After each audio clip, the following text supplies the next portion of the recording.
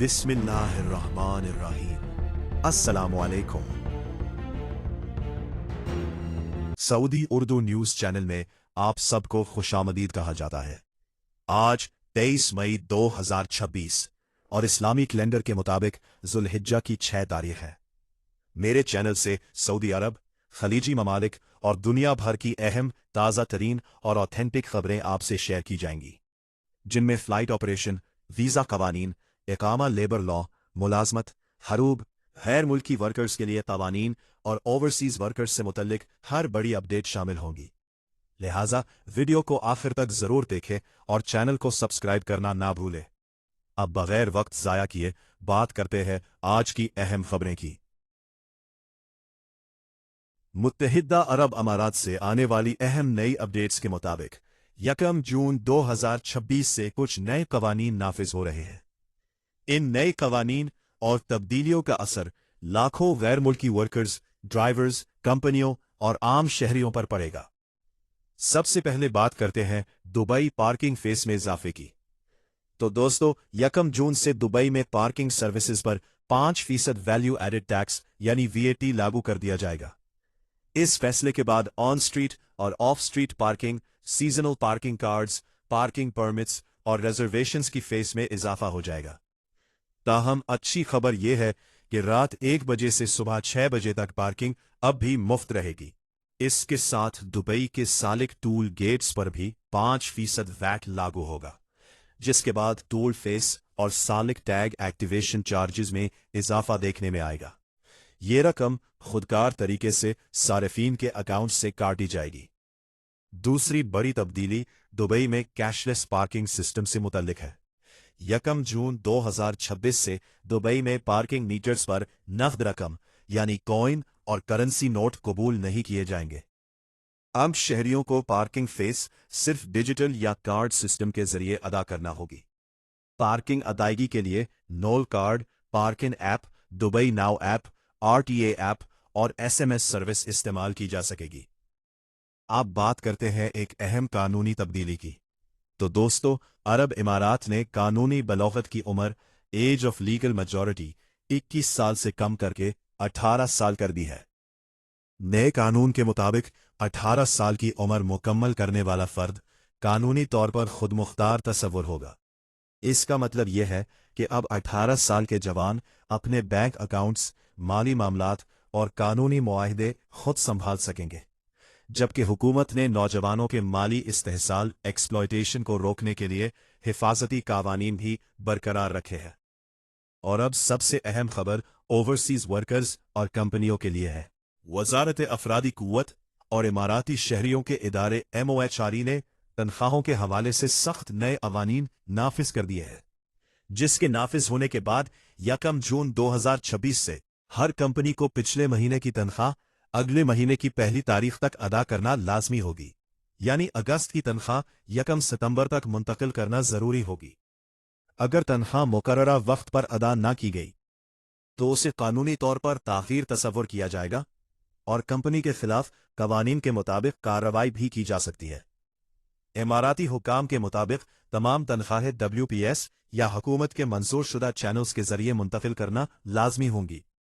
इसके अलावा अगर कंपनी अपने कम अज कम 85% मुलाजमीन की तनख्वाहें वक्त पर अदा कर देती है तो उसे जुज़वी तौर पर कानून पर अमल दरामद करने वाला समझा जाएगा। दोस्तों, दुबई और पूरे UAE में आने वाली ये नई तब्दीलियां रोजमर्रा जिंदगी, ट्रांसपोर्ट, माली मामलात और मुलाजमतों पर बराह रास्त असर डालेंगी। इसलिए तमाम गैर मुल्की शहरियों और वर्कर्स के लिए इन कवानीन से बाखबर रहना इंतहाई जरूरी है। सऊदी हुकूमत ने आज़मीन हज की सहूलत, हिफाजत और बेहतरीन इंतजामात को यकीनी बनाने के लिए जदीद टेक्नोलॉजी और सख्त सिक्योरिटी इकदामात नाफिज कर दिए हैं। वजारत हज उम्रा की जानिब से हर साल हुज्जाज किराम के लिए नई सहूलियात मुतारफ करवाई जाती है, लेकिन इस बार मसनूई ज़हानत यानी आर्टिफिशियल इंटेलिजेंस की मदद से एक जदीद स्मार्ट हज ब्रेसलेट मुतारफ करवाया गया है, जो आज़मीन के लिए बड़ी सहूलत साबित होगा। माजी में हुज्जाज को जो ब्रेसलेट दिया जाता था उसमें सिर्फ महदूद मालूमात दर्ज होती थीं, जैसे नाम, पासपोर्ट नंबर और मुख्तसर एड्रेस। लेकिन अब नए स्मार्ट ब्रेसलेट में मौजूद क्यूआर कोड के जरिए मुकम्मल मालूमात फौरी हासिल की जा सकेंगी। इस जदीद ब्रेसलेट में आज़िम हज का नाम, कंट्री, पासपोर्ट तफसीलात, मक्का और मदीना में रिहाइश का मुकम्मल एड्रेस, यहाँ तक कि मशायर मुकद्दसा में खैमे की मालूमात भी महफूज होंगी। अगर कोई हाजी अपनी रिहाइशगाह का रास्ता भूल जाए तो सिर्फ क्यूआर कोड स्कैन करते ही तमाम मालूमात सामने आ जाएंगी, जिससे फौरी रहनुमाई हासिल की जा सकेगी। खास तौर पर पहली बार हज पर आने वाले अफराद के लिए ये सहूलत इंतहाई मुफीद करार दी जा रही है। सऊदी हुकूमत का कहना है कि हज्जाज की हिफाजत और सहूलत इनकी अवलीन तरजीह है और इसी मकसद के लिए जदीद टेक्नोलॉजी का इस्तेमाल बढ़ाया जा रहा है। दूसरी जानिब हज सिक्योरिटी कमेटी के चेयरमैन और इदारे अमन आमा के director general lieutenant general Mohammed Abdullah al Basami ने अहम इंकशाफात करते हुए बताया कि मुल्क भर में अब तक 217 फेक हज कंपनियों के खिलाफ कार्रवाई की जा चुकी है। उन्होंने बताया कि मक्का मुकर्रमा के दाखिली रास्तों पर कायम चेक पोस्टों से हज परमिट न रखने वाले 3,66,000 गैर मुल्कियों को वापस भेज दिया गया। वाज़ेह रहे कि हज सीजन के दौरान मक्का मुकर्रमा में दाखिले के लिए हज परमिट लाजमी होता है और बगैर इजाजत किसी को शहर मुकद्दस में दाखिल होने की इजाजत नहीं दी जाती। इसी तरह मशायर मुकद्दसा में बगैर परमिट गाड़ियों के दाखिले पर भी सख्त पाबंदी आयद है। हुक्काम के मुताबिक अब तक 1,40,000 गाड़ियों को वापस लौटाया जा चुका है ताकि ट्रैफिक निज़ाम को बेहतर और इज़्दिहाम को कंट्रोल में रखा जा सके। जनरल अलबसामी ने कहा कि हज्जाज किराम की हिफाजत, ट्रैफिक कंट्रोल और हजूम के नज़्म नस्क के लिए जदीद टेक्नोलॉजी से मदद ली जा रही है, जबकि इस साल हज कवानीन की खिलाफ वर्जियों में नुमाया कमी भी देखने में आई है। जबकि दूसरी तरफ सऊदी महकमा मौसमियात ने मक्का मुकर्रमा, मदीना मुनव्वरा और मुकद्दस मकामात के दरमियान सफ़र करने वाले आज़मीन को शदीद गर्मी से खबरदार किया है। महकमा मौसमियात के मुताबिक दिन के वक्त दर्जा हरारत 42 डिग्री सेंटीग्रेड तक पहुंच सकता है, जबकि डस्टी हवाएं चलने का भी इम्कान है। हुकाम ने हुज्जाज और मुसाफिरों को हिदायत की है कि सफ़र से पहले अपनी गाड़ियों की मुकम्मल जांच करें, एहतियाती तदाबीर अपनाएं और ज़्यादा से ज़्यादा पानी पीते रहें, खुद को हाइड्रेट रखें ताकि गर्मी के असरात से महफूज रहा जा सके। दूसरी जानिब सऊदी वज़ीर हज उम्रा डॉक्टर तौफीकुल रबिया ने कहा है कि आइंदा हज सीजन की तैयारियों का आगाज अभी से कर दिया गया है। उन्होंने बताया कि सऊदी हुकूमत 78 ममालिक के साथ मिलकर तफसीली मनसूबाबंदी पर काम कर रही है ताकि आइंदा हज सीजन में रिहाइश, ट्रांसपोर्ट, केटरिंग और फ़ज़ाई ऑपरेशंस को मज़ीद बेहतर बनाया जा सके। वज़ीर हज के मुताबिक तकरीबन 15 लाख आज़मीन हज को बेहतरीन सहूलियात फराहम करने के लिए मुतल्लका इदारों और हज मिशंस के साथ मुसलसल वर्चुअल इजलास भी किए जा रहे हैं। दोस्तों, सऊदी अरब इस बार भी हज इंतजामात को जदीद तरीन टेक्नोलॉजी और सख्त सिक्योरिटी इकदामात के जरिए दुनिया के सबसे ऑर्गेनाइज्ड और महफूज मजहबी इज्तिमा में तब्दील करने के लिए भरपूर इकदामात कर रहा है। पाकिस्तान से जारी अहम रिपोर्ट के मुताबिक हसास शहरी और सरकारी डेटा बैरून मुल्क फरोख्त करने वाले एक बड़े नेटवर्क को बेनकाब कर दिया गया है। National cyber crime investigation agency यानी NCCIA ने एक बड़ी कार्रवाई करते हुए सरकारी अफसरान और आम शहरियों का हसास डेटा गैर मुल्की एजेंसियों तक पहुंचाने वाले गैंग के सरगना समेत 4 अफराद को गिरफ्तार कर लिया है, जबकि एक मुलजिम अब भी मफरूर बताया जा रहा है। इस्लामाबाद में प्रेस कॉन्फ्रेंस करते हुए DG NCCIA सैयद खुर्रम अली ने बताया कि यह खतरनाक नेटवर्क रहीम यार खान के इलाके खानपुर से ऑपरेट कर रहा था।